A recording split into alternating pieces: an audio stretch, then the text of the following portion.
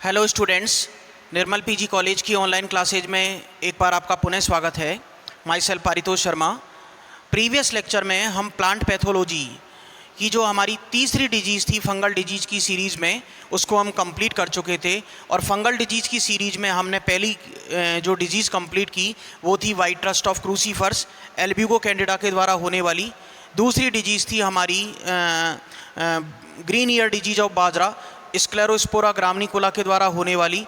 और तीसरी डिजीज़ देखी हमने loose smut of wheat Ustilago nuda tritici के द्वारा होने वाली। और इस प्रकार तीन बीमारियों को, तीन डिजीज़ेस को कंप्लीट करते हुए आज हम अपने लेक्चर में चौथी डिजीज़ को के ऊपर डिस्कस करेंगे, जिसका की नाम है ब्लैक या स्टेम रस्ट ऑफ व्हीट। ठीक है ना, एक ही बात है, ब्लैक रस्ट ऑफ व्हीट कह दो चाहे स्टेम रस्ट ऑफ व्हीट कह दो, तो मैंने दोनों नामों को एक साथ ही लिख दिया है, ब्लैक या स्टेम रस्ट ऑफ व्हीट। यह रोग विश्व के सभी उत्पादक क्षेत्रों में पाया जाता है, जनरली सभी क्षेत्रों में देखने को मिलेगा। जिस प्रकार से लूज स्मट ऑफ व्हीट सभी गेहूं उत्पादक क्षेत्रों में देखने को मिलता है, व्हीट प्रोड्यूसिंग रीजन्स के अंदर देखने को मिलता है, इसी प्रकार से विश्व के सभी गेहूं उत्पादक क्षेत्रों में ब्लैक या stem rust of wheat disease भी पाई जाती है। इसके बाद नेक्स्ट कैरेक्टर आता है हमारा, नेक्स्ट पॉइंट आता है डिजीज़ सिम्टम्स। नेक्स्ट पॉइंट क्या आता है हमारा? Disease symptoms. Disease symptoms. Next point आता है हमारा डिजीज सिम्टम्स। तो डिजीज सिम्टम्स की हम बात करते हैं कि तने के पर्ण, तने पौधे के तने तथा पर्ण की निचली सतह पर, पौधे के तने पर तथा पर्ण की निचली सतह पर वे बालियों पर भूरे रंग के स्पॉट के रूप में ये दिखाई देते हैं, यानी स्टेम पर, लोअर सरफेस ऑफ लीफ और बालियों पर, stem lower surface of leaf, lower surface of leaf, ठीक है ना, पत्ती की निचली सतह पर, और इसके अलावा बालियों पर ब्राउन स्पॉट दिखाई देते हैं। ठीक है ना, बालियों पर ब्राउन स्पॉट दिखाई देते हैं, भूरे बालियों पर ब्राउन स्पॉट नज़र आते हैं। इस बीमारी में हमें गेहूं के पौधे के तने पर, पत्तियों की निचली सतह पर और बालियों पर ब्राउन स्पॉट दिखाई देते हैं, तथा जो एपिडर्मिस होगी, बाह्य त्वचा होती है, बाह्य त्वचा के फटने से भूरे रंग के बीजाणु बिखर जाते हैं। ठीक है ना, स्प्रेड हो जाते हैं, ब्राउन स्पोर्स जो होंगे वो स्प्रेड हो जाते हैं। इन बीजाणुओं को यूरिडोस्पोर, ठीक, एवं यूरिडोस्पोर, इन बीजाणुओं को यूरिडोस्पोर एवं यूरिडोस्पोर कहते हैं। ठीक है ना, इन बीजाणुओं को हम क्या नाम देते हैं? जो इस डिजीज के अंदर जो ब्राउन कलर के जो स्पोर्स होते हैं, ब्राउन कलर के जो स्पोर्स होते हैं वो क्या कहलाते हैं? यूरिडोस्पोर कहलाते हैं। क्या कहलाएंगे? यूरिडोस्पोर कहलाते हैं। ओके, अब हम देखते हैं कि नेक्स्ट पॉइंट आता है हमारा कि यूरिडोस्पोर जिन स्पोर्स में बनते हैं, कुछ समय पश्चात वहीं पर काले रंग के टेलिटोपुंज विकसित होते हैं। थोड़े ही समय बाद जो यूरिडोस्पोर होते हैं वो किस में, वहीं उसी स्थान पर हमको टेलिटोपुंज भी दिखाई देते हैं, टेलिटोपुंज दिखाई देते हैं। ओके, टेलिटोपुंज दिखाई देते हैं। फिर इसके बाद हम देखते हैं कि जिनमें काले रंग के टेरिडो बीजाणु बनते हैं। टेलिटोपुंज में क्या बनते हैं? काले रंग के टेरिडो बीजाणु बनते हैं, टेरिडो बीजाणु बनते हैं। और इनका कलर कैसा होता है? ये काले रंग के होते हैं। कैसे होते हैं? ये काले रंग के होते हैं। और यूरिडोस्पोर कैसे होते हैं? ब्राउन भूरे कलर के होते हैं। ओके, फिर इसके बाद हम देखते हैं कि इस रोग में सबसे अधिक स्पॉट तने पर बनते हैं, यानी मैक्सिमम स्पॉट की जो डेंसिटी होती है वो गेहूं के तने पर होती है, इसीलिए इसे स्टेम रस्ट ऑफ व्हीट कहते हैं। इसीलिए इसको क्या नाम दिया जाता है? स्टेम रस्ट ऑफ वीट, इसीलिए इसको क्या नाम दिया जाता है, स्टेम रस्ट ऑफ बीट, ठीक है ना। रोगजनक कौन सा होता है इसका, पक्सीनिया ग्रैमिनिस ट्रिटिसाई, ठीक है ना। लूज स्मट ऑफ वीट का हमने क्या देखा, अस्टिलेगो न्यूडा ट्रिटिसाई, और यहाँ पर इसका रोगजनक कौन सा होगा, पक्सीनिया ग्रैमिनिस ट्रिटिसाई। तो पैथोजन कौन होगा इस डिजीज का, पैथोजन होगा इसका, रोगजनक होगा Puccinia, Puccinia graminis, Puccinia graminis, Puccinia graminis tritici, Puccinia graminis tritici. Okay, अब इसके बाद हम देखते हैं कि रोगजनक की सिस्टमेटिक पोजीशन क्या होगी, पैथोजन की वर्ग की स्थिति, ठीक है ना। तो अगला पॉइंट आता है systematic position, systematic position, systematic position of pathogen, systematic position of pathogen, systematic position of pathogen, ठीक है ना। रोगजनक की वर्ग की स्थिति, रोगजनक की वर्ग की स्थिति के बारे में हम देखते हैं। जगत कौन सा होगा हमारा, माइसिटी, ठीक है ना। किंगडम कौन सा होगा, एक बार इसको हम हिंदी में भी देख लेते हैं, पूरे को इंग्लिश में हम कई बार देख चुके हैं। जगत होगा हमारा कौन सा, माइसिटी, जगत कौन सा होगा, माइसिटी, ठीक है ना, MYCETE, ठीक है ना। क्योंकि एक बात आप ध्यान रखिए कि जब भी हम कवक जनित बीमारियां पढ़ेंगे या फंगल डिजीजेज पढ़ रहे हैं, तो फंगल डिजीजेज के लिए जैसा कि हम पहले से जानते हैं, RH विटेकर के द्वारा जो 5 किंगडम क्लासिफिकेशन दिया गया था, उसमें फंगस को on the basis of nutrition, ठीक है ना, पोषण के आधार पर 3 भागों में डिवाइड कर दिया गया था। और मोस्टली ये देखा गया था कि जो फंजाई होती है ये हेटेरोट्रॉप्स प्रकार की होती है, तो पोषण के आधार पर, सेल की बेसिस पर, complexity of cell, mode of nutrition और कॉम्प्लेक्सिटी ऑफ ऑर्गेनिज्म, इन 3 बेसिस को ध्यान में रखते हुए RH विटेकर ने जो लिविंग वर्ड था उसको 5 भागों में डिवाइड किया था। और लिविंग वर्ड में मोनेरा, प्रोटिस्टा, फंजाई, जिसको कि नाम दिया गया था माइकोटा, और माइकोटा की जो क्लास होती है वो माइसिटी होती है, ठीक है ना। माइसिटी इसको हम आज लिखते हैं। और अक्सर हमको जब जब हम क्लास देखेंगे तो हमको इस प्रकार जैसे से हमारे सिलेबस में तो इस प्रकार से मेंशन्ड है कि एस्कोमाइकोटा, बेसिडियोमाइकोटा, ड्यूटेरोमाइकोटा, जाइगोमाइकोटा, लेकिन 12th क्लास के अंदर जब हम इनकी क्लासेस को देखते थे तो एस्कोमाइसिटीज, बेसिडियोमाइसिटीज, ड्यूटेरोमाइसिटीज और जाइगोमाइसिटीज, जहाँ पर आपको माइसिटीज टर्म देखने को मिले या माइकोटा टर्म देखने को मिले, माइकोटा, माइसिटीज ये टर्म देखने को मिले, इसका मतलब कि फंजाई के बारे में बात की जा रही है। तो अगला आता है हमारा प्रभाग ए, मास्टिगोमाइकोटा। प्रभाग कौन सा होगा इसमें, ए, मास्टिगोमाइकोटा, मास्टिगोमाइकोटा, ए मास्टिगोमाइकोटा, ठीक। फिर इसके बाद प्रभाग के बाद दूसरा आता है उप प्रभाग बेसिडियोमाइकोटेना, ठीक है ना। उप प्रभाग सब डिवीजन कौन सा होगा, बेसिडियोमाइकोटेना, बेसिडियोमाइकोटीना, बेसिडियोमाइकोटीना। ओके, फिर इसके बाद हम देखते हैं नेक्स्ट आता है हमारा क्लास बेसिडियोमाइसिटीज। क्लास कौन सी होगी, वर्ग, वर्ग कौन सा होगा हमारा, क्लास बेसिडियोमाइसिटीज, बेसिडियो, आप चाहो तो इंग्लिश में भी लिख सकते हो बेसिडियोमाइसिटीज, ठीक है ना, कोई बहुत बड़ी बात नहीं है, बेसिडियोमाइसिटीज। फिर इसके बाद हम देखते हैं सब क्लास आएगी टिलियोमाइसिटिडी, सब क्लास उपवर्ग, ठीक है ना, उपवर्ग सब क्लास कौन सी होगी, टिलियो, सब क्लास होगी हमारी टिलियोमाइसिटिडी, माइसिटिडी, माइसिटिडी, ठीक है ना, टिलियोमाइसिटिडी, ठीक है ना, टिलियोमाइसिटिडी, ठीक है ना।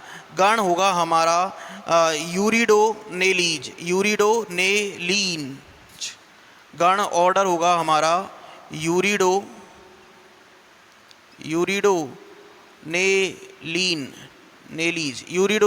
ठीक है ना, यूरिडोनेलीज गण होगा। कुल होगा पक्सीनिएसी, फैमिली कौन सी होगी, फैमिली होगी हमारी पक्सीनिएसी,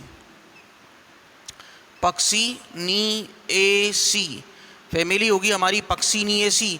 फिर इसके बाद हम देखते हैं पक्सीनिएसी के बाद जीनस होगा हमारा पक्सीनिया। वंश कौन सा होगा? कुल के बाद वंश पक्सीनिया, ठीक है ना, पक्सीनिया,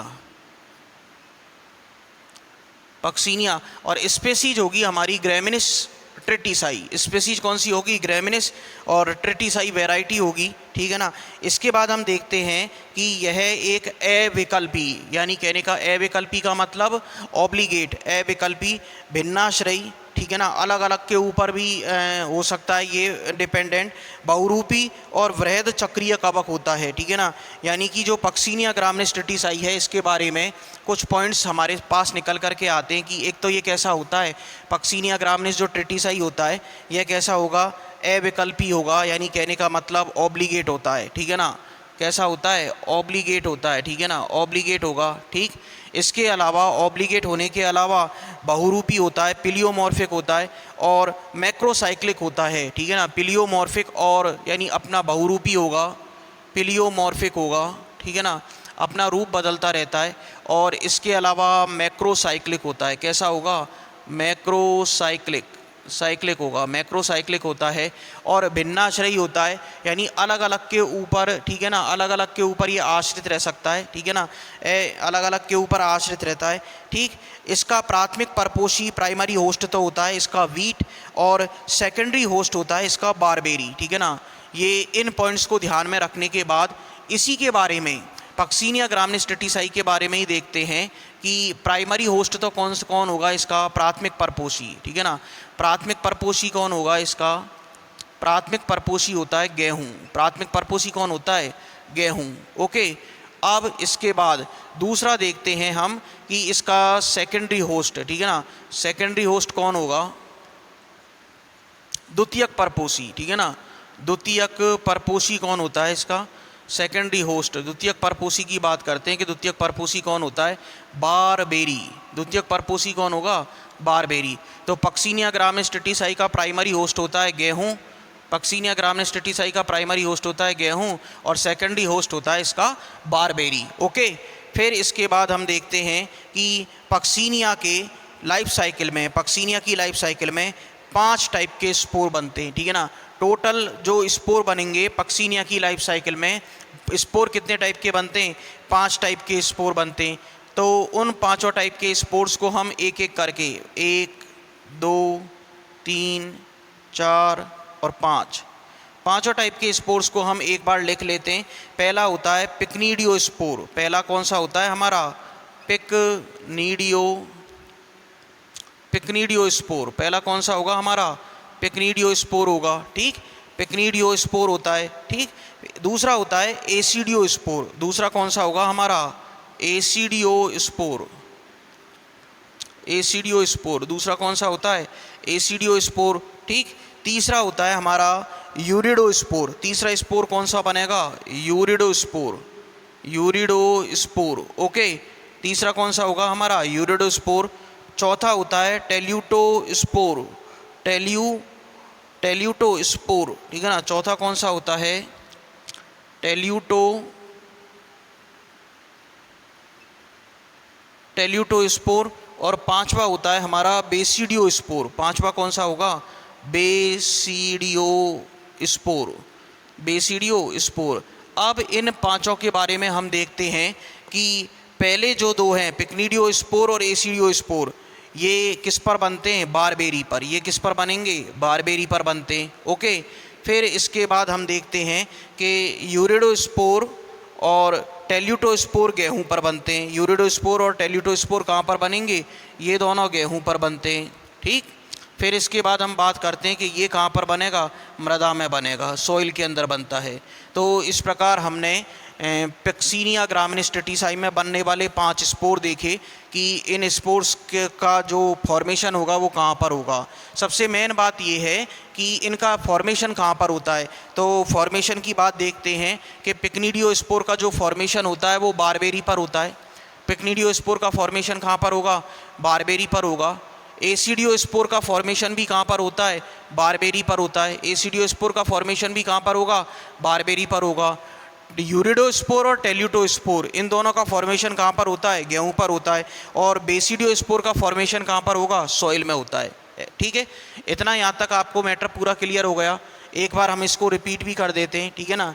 एक बार हम इसके बारे में पूरा इसको रिकॉल कर लेते हैं पूरे मैटर को। देखिए कि एक तो जो ब्लैक रस्ट या stem rust disease of wheat है, ये बीमारी सभी विश्व के गेहूं उत्पादक क्षेत्रों में पाई जाती है। यदि हम डिजीज सिम्टम्स की बात करें तो स्टेम पर, पत्ती की निचली सतह पर, लोअर सरफेस और लीफ पर और बालियों पर हमें ब्राउन स्पॉट दिखाई देते हैं। इस बीमारी के अंतर्गत ब्राउन स्पॉट जो होते हैं ये स्प्रेड होते हैं और इन्हें हम नाम देते हैं यूरिडोस्पोर। यूरिडोस्पोर जब बन जाते हैं तो उन्हीं स्थानों पर हमें टेल्यूटोपुंज बनते हैं, जिनके अंदर टेरिडोस्पोर बनते हैं जो कि काले रंग के होते हैं, जबकि यूरिडोस्पोर कैसे होते हैं? ब्राउन रंग के होते हैं। अब हम देखते हैं कि ब्लैक रस्ट या स्टेम रस्ट ऑफ वीट का जो पैथोजन होता है वो पक्सीनिया ग्रामिनीस ट्रिटिसाई होता है और ये ऑब्लिगेट होता है, अविकल्पी होगा, पिलियोमॉर्फिक बहुरूपी होता है और मैक्रोसाइक्लिक होता है, वृहद चक्रीय होता है, यानी कि इसका जो लाइफ साइकिल होगा वो काफ़ी लंबा होता है। इसका प्राइमरी होस्ट गेहूं होगा, सेकेंडरी होस्ट बारबेरी होता है। ठीक, इसके अलावा इसका हमने ये सिस्टमेटिक पोजीशन को देखा। सिस्टमेटिक पोजीशन के अलावा हमने ये देखा कि पक्सीनिया ग्रामिनीस ट्रिटिसाई, जिसके प्राइमरी होस्ट गेहूं और सेकेंडरी होस्ट बारबेरी है, 5 टाइप के स्पोर ये बनाता है। पिक्निडियोस्पोर और एसिडियोस्पोर बारबेरी पर, यूरिडोस्पोर और टेल्यूटोस्पोर गेहूं पर और बेसिडियोस्पोर का निर्माण मृदा में होता है। ठीक है ना, इनका फॉर्मेशन कहाँ पर होगा? सॉइल में होता है। और इस रोग की जो पुनरावृत्ति होगी, ठीक है ना, यानी कि ब्लैक रस्ट या स्टेम रस्ट ऑफ डिजीज का जो रिपीटेशन होता है यह यूरिडोस्पोर के द्वारा होता है। किसके द्वारा होगा? यूरिडोस्पोर के द्वारा होता है। इस रोग का रिपीटेशन होता है वह यूरिडोस्पोर के द्वारा होता है। ओके, अब हम एक बार अपने मैटर को रब कर लेते हैं और एक पॉइंट और देखते हैं कि ये यूरिडोस्पोर पहाड़ी क्षेत्रों में गेहूं के दाने अलगाने के समय उत्तरी हवाओं, गेहूं के दाने जब अलग होते हैं तो अलग होने के समय उत्तरी हवाओं के साथ मैदानी क्षेत्रों में पहुंच कर के फसल को संक्रमित करते हैं। नेक्स्ट पॉइंट आता है हमारा डिजीज साइकिल, रोग चक्र। तो एक बार इस मैटर को रब कर लेते हैं हम अपने पूरे को।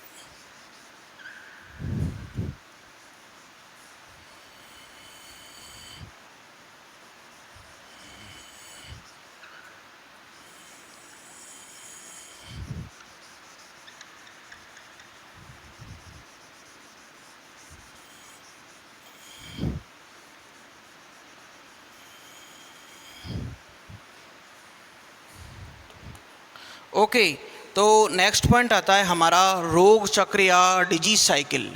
नेक्स्ट पॉइंट आता है हमारा रोग चक्र, डिजीज साइकिल।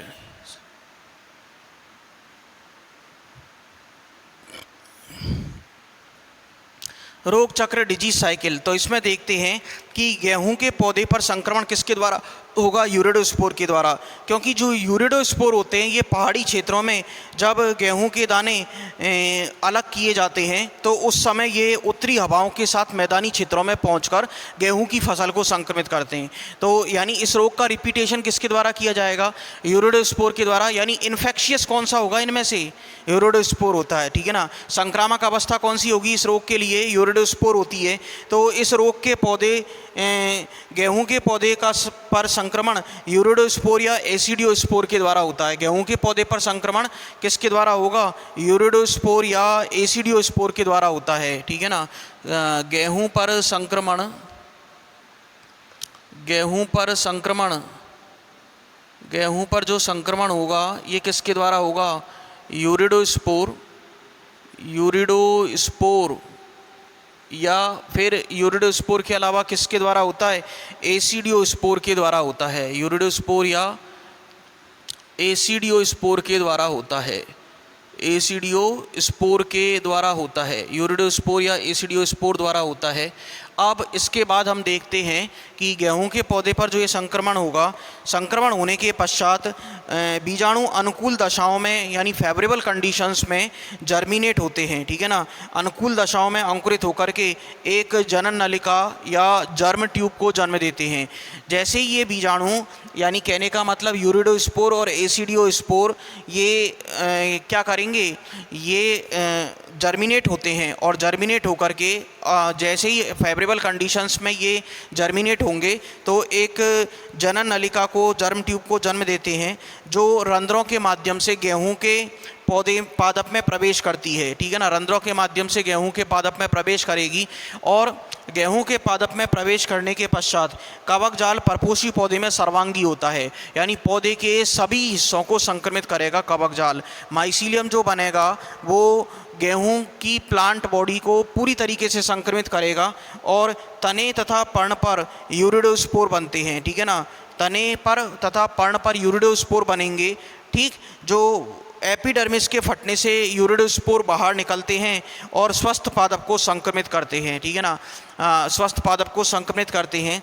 परपोषी में कवक जाल फसल के पकने के समय, परपोषी में जो कवक जाल होता है यह फसल के पकने के समय टेल्यूटो बीजाणु धानियों में बनता है जिनमें काले रंग के टेरिडोस्पोर बनते हैं। कवक इसी अवस्था में आगामी आने वाली प्रतिकूल वातावरण में जीवित रहता है, यानी सबसे पहले तो क्या होगा? पर्ण पर तथा तने पर यूरिडोस्पोर बनते हैं, ठीक है ना। तने पर तथा पर्ण पर यूरिडोस्पोर बनते हैं, तने पर या फिर तने पर एवं पर्ण पर क्या बनते हैं? यूरिडोस्पोर बनते हैं, ओके। अब ये यूरिडोस्पोर क्या होगा? एपिडर्मिस के फटने की वजह से ये परपोषी पादप से निकल करके स्वस्थ पादप को संक्रमित करते हैं।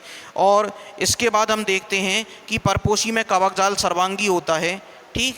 अब परपोषी में कवक जाल फसल के पकने के समय टेरिडो बीजाणु धानियों में बनता है, यानी फसल के जब पक रही होगी तो उस समय कवक जाल कहाँ पर बनेगा?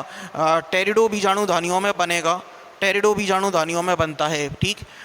कवक जाल माइसीलियम, कवक जाल जो होता है कहाँ पर बनता है? टेरिडो बीजाणु धानियों में, टेरिडो बीजाणु धानियों में बनता है, टेरिडो बीजाणु धानियों में, टेरिडो बीजाणु धानियों में बनता है, ठीक है ना। बीजाणु धानियों में बनता है। फिर टेरिडो बीजाणु धानियों में बनता है जिनमें काले रंग के टेरिडोस्पोर बनते हैं, ठीक है ना। जिनमें क्या बनते हैं? टेरिडोस्पोर बनते हैं, टेरिडोस्पोर बनेंगे। और ये टेरिडोस्पोर कैसे होते हैं? काले रंग के होते हैं। ये टेरिडोस्पोर कैसे होते हैं? काले रंग के होंगे, ठीक। अब हम देखते हैं कि कवक इसी अवस्था में आगामी प्रतिकूल अनफेवरेबल कंडीशंस में सर्वाइव करता है, जीवित रहता है और टेरिडोस्पोर अनुकूल परिस्थितियों में अंकुरित होते हैं। जैसे ही फेवरेबल कंडीशंस आएंगी तो टेरिडोस्पोर अंकुरित होंगे और इसकी प्रत्येक कोशिका में उपस्थित दो केंद्रक, यानी कहने का मतलब जो इसका कवक जाल होगा इसकी प्रत्येक कोशिका में दो केंद्रक होते हैं, एक द्विगुणित केंद्रक बनाते हैं, ठीक है ना। दो केंद्रक मिलकर के एक डिप्लॉयड न्यूक्लियस का निर्माण करते हैं। प्रत्येक सेल से एक जनन नलिका या जर्म ट्यूब निकलती है जिसमें द्विगुणित केंद्रक अर्धसूत्री विभाजन के द्वारा 4 अगुणित केंद्रक बनाता है, ठीक है ना। 4 अगुणित केंद्रक का निर्माण करता है तथा बीच में इनके बीच में पट बन जाते हैं तथा प्रत्येक सेल से एक बेसिडियोस्पोर बनता है, ठीक है ना। प्रत्येक कोशिका से क्या बनेगा? एक बेसिडियोस्पोर बनता है, ठीक है ना। प्रत्येक सेल से क्या बनेगा? बेसिडियोस्पोर बनेगा, ठीक है ना। बेसिडियो स्पोर बनता है। प्रत्येक कोशिका से क्या बनेगा, एक बेसिडियो स्पोर बनता है, ठीक है ना। ये बेसिडियो स्पोर जो होंगे ये बारबेरी के पौधे पर अंकुरित होकर के पहले पिक्निडियो स्पोर और फिर एसिडियो स्पोर बनाते हैं, क्योंकि बारबेरी के पौधे पर हमने यही देखे थे दो, पिक्निडियो स्पोर और एसिडियो स्पोर। तो इस प्रकार ये दो बनाएंगे, पिक्निडियो स्पोर और एसिडियो स्पोर, ठीक है ना। ये यूरिडो स्पोर, बेसिडियो स्पोर क्या करेंगे, बारबेरी के पौधे को संक्रमित करेंगे, ठीक। बारबेरी के पौधे को संक्रमित करते हैं जो कि सेकेंडरी होस्ट होता है, और बारबेरी के पौधे पर पिक्निडियो स्पोर और एसिडियो स्पोर बनते हैं। पिक्निडियो स्पोर व एसिडियो स्पोर बनते हैं, ओके। ये दो टाइप के स्पोर बारबेरी के पौधे पर बनेंगे। फिर इसके बाद में ये एसिडियो स्पोर बनते हैं जो गेहूं के पौधे को संक्रमित करते हैं, ओके। फिर इसके बाद नेक्स्ट पॉइंट आता है रोग नियंत्रण या डिजीज़ कंट्रोल। तो पहली बात तो ये समझना ज़रूरी है कि जब हम कवक जनित बीमारियों को पढ़ रहे हैं, फंगल डिजीजेस को जब हम पढ़ रहे होते हैं, तो ये समझना ज़रूरी होता है कि यह सीड बॉर्न डिजीज है या सॉइल बॉर्न डिजीज है। तो पहला देखते हैं रोग नियंत्रण में कि शीघ्र पकने वाली गेहूं की किस्म की बुवाई करनी चाहिए। यानी हमें उत्तरी हवाओं के आने का इंतज़ार नहीं करना चाहिए। यदि उत्तरी हवाएँ आएंगी मैदानी क्षेत्रों में तो उनके साथ में पक्सिनिया ग्रामिनीस ट्रिटिसाई के यूरिडो स्पोर भी उड़ करके आएंगे जो कि मैदानी क्षेत्रों में उग रही गेहूं की फसल को संक्रमित कर देंगे। फसल को समय से पहले ही बोना चाहिए ताकि रोग होने से बचा जा सके। और इसके अलावा पोटाश वाले खाद का उपयोग करने से रोग रोधिता बढ़ती है। यदि हम देखिए, उर्वरक दो टाइप के होते हैं, एक नाइट्रोजन उर्वरक और एक पोटाश युक्त उर्वरक। यदि हम नाइट्रोजन उर्वरक यूज़ में ना लेते हुए पोटाश वाले उर्वरक काम में लें तो इससे हमारी क्या होगी, डिजीज़ रेसिस्टेंस ही बढ़ जाएगी, ठीक है ना। इसके अलावा हम देखते हैं कि गेहूं की कुछ रोग रोधी किस्में भी तैयार की गई हैं, डिजीज़ रेसिस्टेंस वैरायटीज़ को तैयार किया गया है। उन डिजीज़ रेसिस्टेंस वैरायटीज़ की बात करते हैं, जैसे सोनालिका, ठीक है ना। आपने नाम सुना होगा, गेहूं की जो बोरियां होती हैं उन पर लिखा रहता है सोनालिका, सुजाता, ठीक है ना। DL 153-2 का उपयोग करना चाहिए, ठीक है ना। सोनालिका है, ठीक है ना, सोनालिका है और मालविका है और सुजाता है, ठीक है ना। सोनालिका और सुजाता ये दो वैरायटीज़ हैं, सोनालिका और सुजाता, सोनालिका, सुजाता, मालविका, ठीक है ना। ये हमारी डिजीज़ रेसिस्टेंस वैरायटीज़ हैं, इनको काम में लेना चाहिए, ओके। तो आज के लेक्चर को हम यहीं पर ड्रॉप करते हैं और ये हमारी डिजीज़ आज इस लेक्चर में कंप्लीट हो जाती है, ब्लैक रस्ट या स्टेम रस्ट ऑफ व्हीट। धन्यवाद। इसके बाद हम नेक्स्ट लेक्चर के अंदर चारों हमारी फंगल डिजीज़ कंप्लीट हो चुकी हैं। देखिए, पहली जो डिजीज़ थी वो थी हमारी white rust of crucifers Albugo candida के द्वारा होने वाली। दूसरी डिजीज़ थी हमारी green ear disease of bajra Cercospora graminicola के द्वारा होने वाली।